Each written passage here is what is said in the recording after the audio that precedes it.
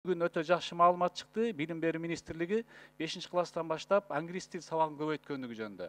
Мен Гүлмира Каримовна өтө чоң ыраазычылык айтып кетким келет. Бул буюрса келечекке үрөн себи да. Анткени азыр дүйнө жүзүн карап көрсөк, англис тили бардык жакта алдыга кетип атат, өтө керек болуп атат.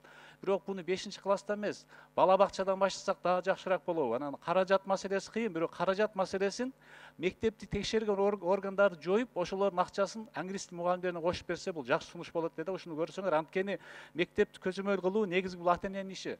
Ал бир дагы бир текшерүүчүлөр барып мектепти жакшыртырган бир көрбөдүк да тажрыйбадачы.